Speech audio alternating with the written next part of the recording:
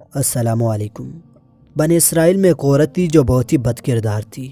اللہ نے اس کو حسن جمال خوب دیا تھا اور وہ بد کردار بھی انتہا درجے کی تھی۔ پورے بستی کے ساتھ اس کے ناجائز تعلقات تھے۔ وہ اتنی مالدار ہو گئی کہ اس نے اپنے لیے بڑا محل بنا لیا تھا اور ایک تخت بنوایا، اور وہ بن سنور کر ملکہ کی طرح تخت پر بیٹھتی تھی، اور اس کے ساتھ غلط تعلق رکھنے والے پورے شہر کے امراء تھے۔ اس کی زندگی ایسے ہی گزر رہی تھی۔ ایک مرتبہ کیا ہوا کہ وہ اپنے گھر کا دروازہ کھول کر تخت پر بیٹھی تھی کہ قریب کسی اور بستی کا نوجوان جو نیک تھا، عبادت گزار تھا، وہ ادھر سے گزرا، اور گزرتے ہوئے اچانک جو اس کی نظر اٹھی تو اس عورت پر جا پڑی، اور اس عورت کی ایسی تصویر اس کے دل میں چھپی کہ وہ آگے تو چلا گیا مگر اس کا دھیان ادھر ہی بھٹک گیا۔ پھر وہ مراقبہ میں، ذکر میں، تسبیحات میں، تلاوت میں جب بھی بیٹھتا تو اس کا دل ہی نہیں لگتا تھا۔ اس نے روزے بھی رکھے لیکن خیال نہ نکلا۔ اس نے اپنے آپ کو تکلیف بھی پہنچائی، کئی دن اپنے آپ کو بھوکا پیاسا بھی رکھا، مگر اس کے دل سے خیال ہی نہ نکلا۔ حتیٰ کہ ایک دن اس نے سوچا کہ جب اس خیال سے میری جان چھوٹتی ہی نہیں تو میں جاتا ہوں۔ چنانچہ اس کے پاس جو توڑا بہت سامان تھا اس نے بیچا اور اسے اتنے پیسے تیار کیے جتنے سے وہ بدکردار عورت اسے اپنے پاس آنے کی اجازت دیتی تھی۔ وہ اس عورت کے پاس آیا اور اس کو پیسے دے کر اس کے پاس چارپائی پر بیٹھ گیا، بات چیت کرنے لگا۔ اچانک بات چیت کے دوران اس کے دل میں یہ خیال آیا کہ میں نے نیکوکاری کے اتنے سال گزارے ہیں، آج میرے اللہ مجھے اس غیر محرم عورت کے ساتھ بیٹھے ہوئے بھی دیکھ رہے ہوں گے۔ بس یہ خیال دل میں آیا تو اللہ کا درد دل پر غالب آ گیا اور نوجوان نے کانپنا شروع کر دیا۔ عورت اسے پوچھتی ہے، تم کانپ کیوں رہے ہو؟ تمہارا چہرہ کیوں پیلا ہو گیا ہے؟ اس نے کہا کہ بس اب یہ ٹھیک نہیں ہے۔ اس نے کہا پھر جس مقصد کے لیے آئے ہو وہ مقصد پورا کرو اور چلے جاؤ۔ اس نے کہا نہیں۔ وہ بڑی حیران ہوئی کہ آج تک میں نے اپنی زندگی میں کوئی ایسا مرد نہیں دیکھا جو میرے قریب اس طرح چارپائی پر آ کر بیٹھے اور پھر برائی کیے بغیر چلا جائے۔ یہ نوجوان کیسا ہے؟ مگر نوجوان نے کہا اچھا میں جاتا ہوں۔ اس نے کہا تم کون ہو، کیا ہو؟ اس نے بتایا کہ میں اس نام کا بندہ ہوں اور فلانی بستی کا ہوں، اور میرے دل میں یہ خیال آ رہا ہے کہ میں نے اتنی عمر مصلب پر بیٹھ کر گزار دی، آج میرا اللہ مجھے تیرے ساتھ بیٹھے ہوئے بھی تو دیکھ رہا ہے۔ بس اس کے بعد اس نوجوان کی آنکھوں میں آنسو آ گئے۔ وہ چل پڑا۔ اب وہ چلا تو اس عورت کو جو تھوڑی دیر کی صحبت ہو گیا اس کی برکت اس کو مل گئی۔ چنانچہ عورت کے دل میں خیال آیا کہ یہ کنوارا نوجوان اللہ سے اتنا ڈرتا ہے جبکہ اس نے گناہ بھی نہیں کیا، تو میں نے تو سارا دن اور ساری رات گناہوں کا مرتکب ہونے والی ہوں، میں تو خدا سے ڈرتی ہی نہیں۔ اس کے دل میں شرمندگی پیدا ہوئی، ندامت ہونے آنے لگی کہ کروں تو کیا کروں۔ دل میں خیال آیا کہ اچھا چلتی ہوں اور حضرت موسیٰ علیہ السلام سے پوچھتی ہوں کہ کیا میرے لیے بھی توبہ کی کوئی صورت بنتی ہے۔ وہ اپنے گھر سے نکل کھڑی ہوئی۔ اب اس کو بستی کا ایک بندہ پہچانتا تھا۔ وہ ایسی نامی گرامی چیز تھی۔ وہ چلی اور جا کر حضرت موسیٰ علیہ السلام کو جو دیکھا تو اس وقت بنی اسرائیل کے لوگوں کو نصیحت فرما رہے تھے۔ اس نے کسی آدمی کے ذریعے پیغام بھیجا کہ حضرت موسیٰ علیہ السلام سے جا کر کہو کہ میں آپ سے ملنا چاہتی ہوں۔ اب جس کو پیغام دیا وہ بے وقوف تھا۔ کچھ پیغام پہنچانے والے بھی تو بے وقوف ہوتے ہیں، جس کو ڈھونگ ہی نہیں آتا پیغام پہنچانے کا۔ اور خدا کے بندے نے سیدھا جا کر سب کے سامنے کہہ دیا کہ حضرت آپ سے فلاں عورت ملنے آئی ہے۔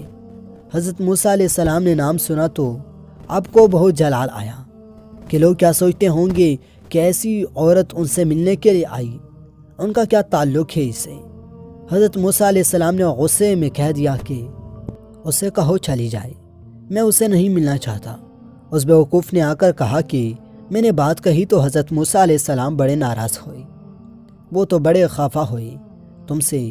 وہ ڈر گئی کہ اس نے کہا کہ میری بدکاریاں ایسی ہیں کہ اللہ مجھ سے پہلے ناراض تھا اور اب اللہ کا نبی بھی مجھ سے بات نہیں کرنا چاہتا، میرے لیے تو اب دنیا میں کوئی ٹھکانہ ہی نہیں۔ بڑے اداس اور بوجھل قدموں کے ساتھ وہاں سے واپس آئی اور اسے سمجھ نہیں آ رہی تھی کہ وہ کرے تو کیا کرے۔ اب وہ حیران تھی کہ اللہ کے نبی نے میرے ساتھ بات کرنا بھی گوارا نہ کیا، میں اتنی گری ہوئی چیز ہوں کہ وہ بات کرنا بھی نہیں چاہتے۔ چنانچہ وہ گھر آئی، اس نے گھر کی کنڈی لگائی اس نے اپنے کسی بڑے سے سنا ہوا تھا کہ جب بندہ اپنے رب کو منانا چاہے تو اس کو چاہیے کہ وہ اس کے سامنے سجدہ کرے۔ چنانچہ اسے کوئی اور طریقہ نہیں تھا۔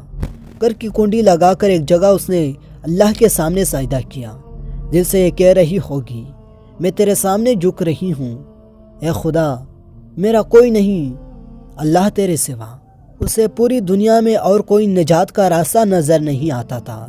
پھر اللہ کی شان دیکھیے، اس نے رات گزاری۔ اگلے دن اس کے دل میں خیال آیا کہ عورت ذات ہوں، اکیلی مکان میں رہتی ہوں، ایک میرے خادمہ ہیں، اگر میں نیت کر بھی لوں تو جتنے لوگوں نے میرے ساتھ بدکاریاں کی ہیں تو وہ مجھ میں نہیں رہنے دیں گے، تو بہتر ہے کہ میں اس جگہ کو چھوڑ کر چلی جاؤں۔ تبھی اس نے فیصلہ کر لیا کہ میں یہاں سے چلی جاتی ہوں۔ اس نے اپنے آپ کو ایک سادے سے کپڑے میں لپیٹا تاکہ کوئی کپڑوں کو اور حسن و جمال کو نہ دیکھے کہ یہ کون جا رہی ہے۔ پھر اس نے سوچا کہ عورت ذات ہوں، کہاں جاؤں؟ دل میں خیال آیا کہ وہ جو ایک نیک نوجوان تھا، اس کے دل میں اللہ کا اتنا خوف تھا کہ وہ اللہ کے ڈر سے کانپ رہا تھا۔ کیوں نہ میں اس نیک بندے کے پاس چلی جاؤں اور اس کی خادمہ بن کر رہ جاؤں، ممکن ہے کہ وہ مجھے نکاح میں ہی قبول کر لے۔ یہ اس بستی کی طرف چل پڑی۔ چنانچہ ڈھونڈتے ہوئے یہ اس بستی میں اس کے گھر پہنچی اور گھر والوں سے کہا کہ میں فلاں بندے سے ملنے کے لیے آئی ہوں۔ تو انہوں نے کہا کہ اس کا ذکر و عبادت کا معمول ہے، وہ کمرے سے اتنے بجے نکلتا ہے، تم انتظار کر لو۔ چنانچہ اس نے کہا بہت اچھا۔ یہ انتظار میں بیٹھ گئی۔ جب انتظار کرنے بیٹھی ہوئی تھی تو اچانک اس نوجوان نے دروازہ کھولا۔ اس کی نظر اس بدکارہ عورت پر پڑی۔ یہ سامنے بیٹھی ہوئی تھی۔ جب نوجوان نے عورت کا چہرہ دیکھا تو اس کو اپنا وہ وقت یاد آ گیا کہ وہ کون سا وقت تھا۔ میں اپنے مسلح کو چھوڑ کر بالآخر اس کی چارپائی پر جا بیٹھا تھا تو اس نوجوان کے دل پر خوف طاری ہو گیا کہ کہیں یہ میرا ایمان خراب کرنے تو یہاں نہیں آ گئی۔ میں نے تو اتنی مشکل سے اس کا تصویر ذہن سے نکالا تھا۔ تو نوجوان پر اتنا خوف طاری ہوا کہ وہ وہیں پر گرا اور اس کی جان ہی چلی گئی۔ اب اس کی وفات پر گھر والے بھی رنجیدہ اور اس عورت کو بڑا ہی غم تھا۔ خیر 3 دن بعد اس عورت نے اس کے گھر والوں کو بتایا کہ میں تو اس نیت سے آئی تھی، تو انہوں نے کہا کہ اب وہ تو اس دنیا سے چلا گیا، اس کے ایک بھائی ہے، اگر تم مناسب سمجھو تو ہم اسی سے پوچھ لیتے ہیں، اگر وہ تمہارے ساتھ نکاح کر لے تو تم اس کے ساتھ نکاح کر لو۔ اس نے کہا ٹھیک ہے۔ جب بھائی سے پتہ کیا تو اس نے کہا ٹھیک ہے، اگر پہلے یہ عورت ایسی رہی ہے تو اب توبہ کی نیت کر چکی ہے تو میں اس کو اپنے نکاح میں قبول کر لوں گا۔ چنانچہ اس عورت کے اس بھائی کے ساتھ نکاح ہوا اور اس عورت کو اللہ تعالیٰ نے 7 بیٹے عطا فرمائے اور وہ 7 بیٹے بنی اسرائیل کے اولیاء میں سے گزرے۔ ایسی بدکارہ عورت بھی اگر توبہ کرتی ہے تو اللہ تعالیٰ اسے 7 ولیوں کی ماں بنا دیتے ہیں۔ وہ مولا کتنا کریم ہے۔ دوستوں مزید کرتا ہوں کہ یہ ویڈیو آپ کو پسند آئی ہوگی۔ مزید ویڈیوز کے لیے ڈیلی ناول یوٹیوب چینل کو سبسکرائب کریں۔ شکریہ۔